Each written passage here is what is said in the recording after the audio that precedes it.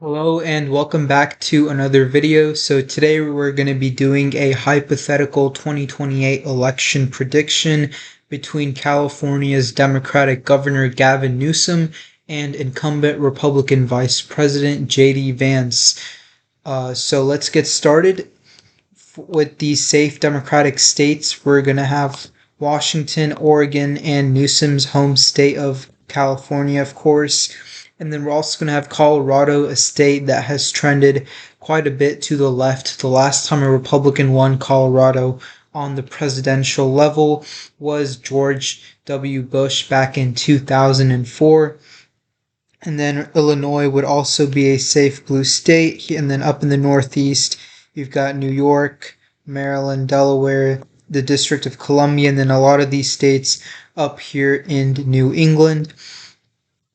And then you might notice New Jersey, I don't have that rated as safe blue. I'll talk a little bit more about that later.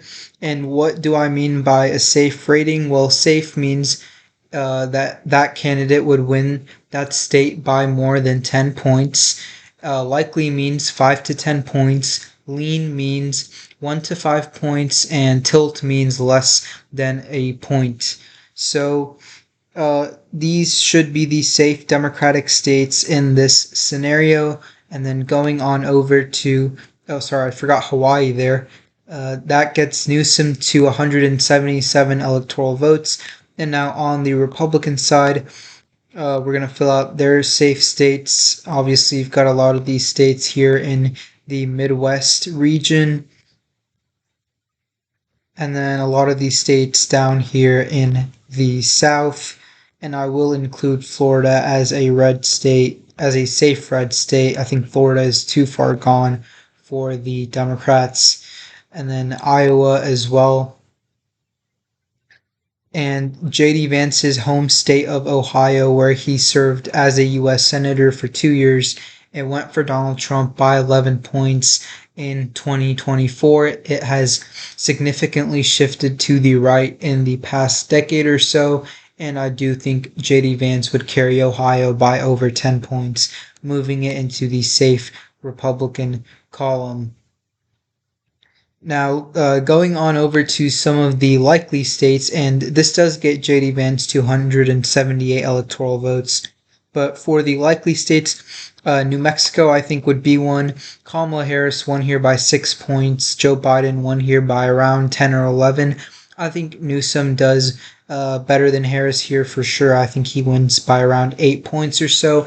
And I do think Gavin Newsom as a whole, he would do better with Latino voters than Kamala Harris did in 2024. And then going on over to Nebraska's 2nd Congressional District, Kamala Harris won here by about 4 points. I think Gavin Newsom can win here by over 5, putting it in the likely Democratic column. And then in the state of Texas, Trump won here by just under 14 points after previously winning it by about 5.5 points back in 2020. That was a huge shift to the right.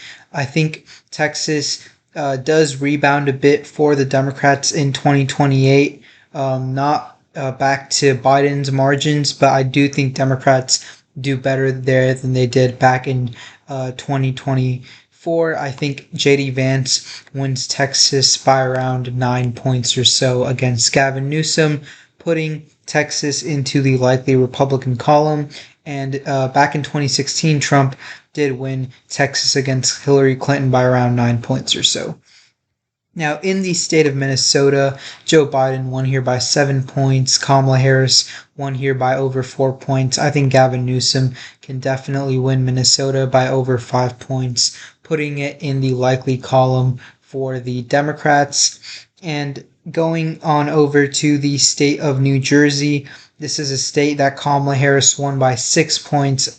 And previously in 2020, Joe Biden won here by 16 points. In 2024, it saw a huge shift to the right. I think the Democrats, they can rebound a bit in New Jersey. I don't think they're going to fall even further in the Garden State. I think Gavin Newsom can win here by at least 10 points, or sorry, not 10 points, at least 8 points, maybe over 10 points if the Democrats do get a bigger rebound in New Jersey. But I would put New Jersey at likely Democratic, and I do think Newsom can win back a lot of those Hispanic voters in New Jersey. Now, in the state of Virginia, Biden won here by 10 points, Harris won here by 6. And if you haven't picked up on this theme yet, I do think Newsom does better overall throughout the nation than Kamala Harris, but I do think he does worse than Joe Biden. So I think Virginia probably goes to Newsom by somewhere around 8 points or so, which would put it in the likely Democratic column. And that does get Gavin Newsom to 220 electoral votes. And in the state of Maine, Kamala Harris won here by around 4 points or so. Or sorry, she won here by around 7 points or so. And I think Gavin Newsom wins here by 8 or 9 points. That would make Maine likely Democratic, and that's Maine at large. But in Maine's 2nd Congressional District, Trump won by just under 10 points. I think JD Vance here wins by around 8 points or so. But in the state of New Hampshire, this is a state where Biden won by nearly 7.5 points. Kamala Harris won here by around 3 points or so. I think Gavin Newsom wins by 5 or 6 points in New Hampshire, which gets him to 226 electoral votes. And he has so far won all of the states that Kamala Harris won back in 2024, and that leaves the 7 core swing states that decided the 2024 election. I think these are going to be the same states that would decide the 2028 election between Gavin Newsom and JD Vance. And so we're going to start off with the state of Arizona. Biden narrowly won here by 1/4 percentage point back in 2020. Then in 2024, it saw a huge shift to Republicans when Trump won it by 5.5 points. That was nearly a 6-point swing towards the GOP. But on that same ballot, they did elect a Democrat to the U.S. Senate, Ruben Gallego. He won by a few points. I do think JD Vance wins Arizona by 2 to 3 points. I think Newsom does better here than Harris did, but I don't think it's going to be enough for Newsom. I do think he would lose Arizona, but albeit by a narrower margin than Kamala Harris did. Now, going on over to the state of Georgia, Biden won here by about 0.2 percentage points back in 2020, and then in 2024, Trump flipped the state back, won it by 2.2 points. However, relative to the nation, Georgia did trend to the left, and since about 2012, every presidential election, Georgia has trended further and further to the left.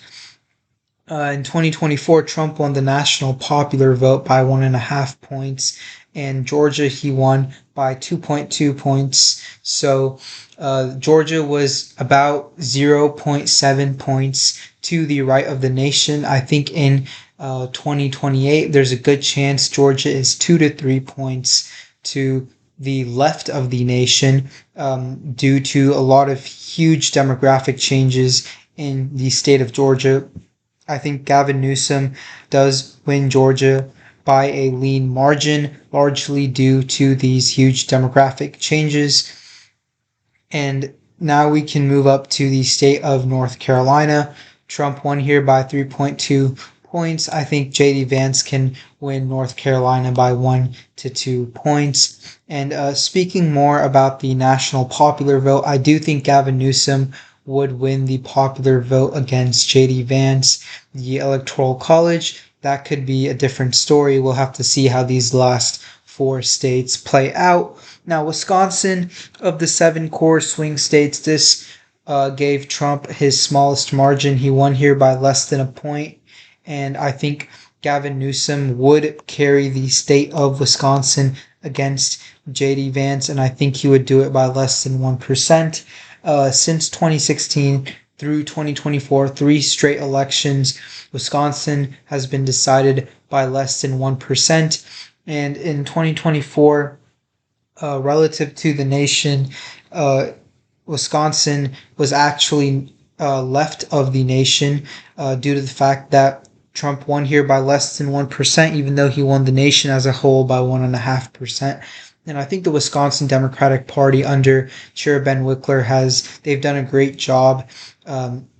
And I think Wisconsin is a state that Newsom can narrowly beat JD Vance in, and that gets Newsom to 252 electoral votes. JD Vance, he's at 246. Now, going on over to the state of Michigan. This is a state that voted for Trump in 2016 and 2020, but it voted for it voted for Trump in 2016 and 2024, but it voted for Biden by nearly 3 percentage points back in 2020. Now, a large part of the reason why Michigan went to Trump in 2024 was due to the war in Gaza.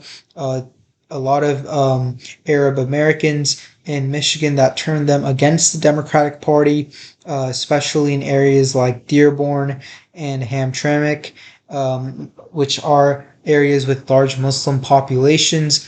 I think without Joe Biden on the ballot and without his Vice President Kamala Harris on the ballot, I think Democrats could make some gains back with those voters, which could help them narrowly win the state of Michigan.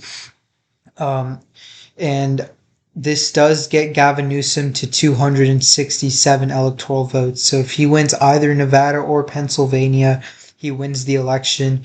Now, Pennsylvania, out of the 3 Rust Belt states that Trump flipped in 2024, Pennsylvania voted for Trump by the biggest margin, 1.7 percentage points. And these 3 states all had U.S. Senate races up for re-election, where 3 incumbent Democratic senators, or not in Michigan, but these were 3 Democratic-held Senate seats that were up, and all 3 on the presidential level, they voted for Trump, but on the U.S. Senate level, Wisconsin and Michigan voted for Democrats, but Pennsylvania did go to Republicans on the U.S. Senate level in addition to the presidential level. I think Pennsylvania, it's going to be slightly to the right of Wisconsin and Michigan, and I do think that JD Vance would ever so narrowly pull out a win in the state of Pennsylvania, and that does get JD Vance to 265 electoral votes. And so it all comes down to the state of Nevada.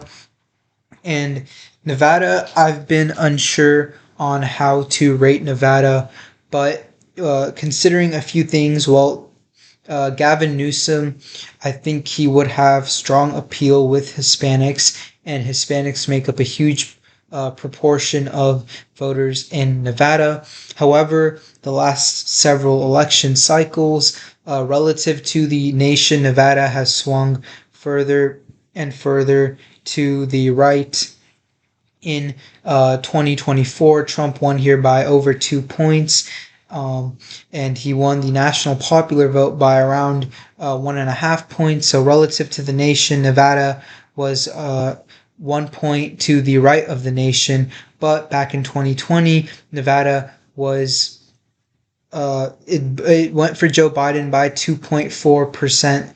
Back in 2020, even though back in 2016 Hillary Clinton won the popular vote by less, yet she won Nevada by the same margin. The point being, I think Nevada Democrats have been losing ground, and I think JD Vance could narrowly win the state of Nevada, even though Gavin Newsom does represent neighboring California.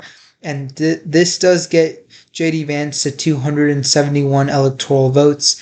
Gavin Newsom, 267.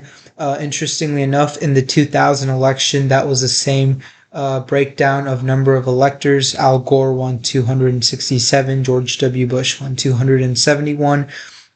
So I think that JD Vance, in the Electoral College, he would ever so narrowly beat Gavin Newsom. I do think Gavin Newsom would win the popular vote but I do think this would be a super close election in 2028 between Gavin Newsom and JD Vance. Honestly, a lot of these states, I could see them going either way, but right now, this is how I think each of these states would vote. So if you guys did enjoy, please be sure to like and subscribe. Turn on post notifications so you don't miss a future upload. Please be sure to comment any video suggestions that you have in the comments section, and I will see you all in the next video.